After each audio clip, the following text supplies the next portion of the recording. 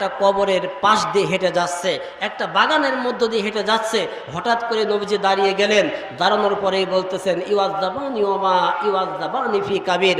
ও সাহাবীরা, এই যে দুইটা কবর দেখতে পাচ্ছ, এই দুইটা কবরের মধ্যে আযাব দেয়া হচ্ছে, কিন্তু অপরাধ কিন্তু খুব বড় বড় অপরাধ না, ছোট্ট ছোট্ট দুইটা অপরাধের কারণে তাদের কবরের মধ্যে আযাব দেয়া হচ্ছে। সাহাবীরা জিজ্ঞাসা করল, ইয়া রাসূলুল্লাহ, কি কারণে তাদের কবরের মধ্যে আযাব দেয়া হচ্ছে? নবীজি বললেন, সুম্মা ক্বালা বালা কানা আহাদুহুমা লা ইস্তাবরিউ মিন বাউলিহি ওয়া কানাল আখিরু ইয়ামশি বিন নামিমা।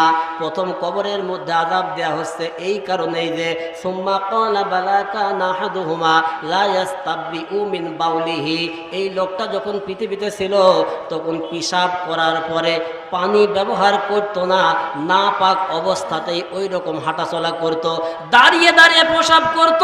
ওই প্রসাব তার পায়ের সঙ্গে লাগতো, কাপড়ের সঙ্গে লাগতো, আর এইরকম অপবিত্র অবস্থাতেই সে তার কাজকর্মগুলো চালিয়ে যেত, খাবার খাইতো, ঘুমাতো, দৈনন্দিন জীবনের যত কর্মগুলো আছে এরকম অপবিত্র অবস্থায় তার জীবনটাকে সাজাতো।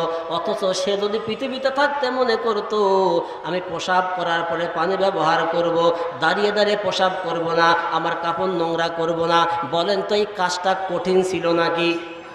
কথা বলেন, কথা বলেন, এই কাজটা কি কঠিন ছিল?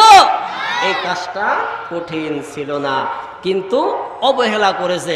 এই যে রাসূলুল্লাহ বলতেছেন কাজটা, পাপটা ছোট কাজ, অবহেলা করে ছেড়ে দেওয়ার কারণে তার কবরের মধ্যে আযাব শুরু হয়ে গেছে।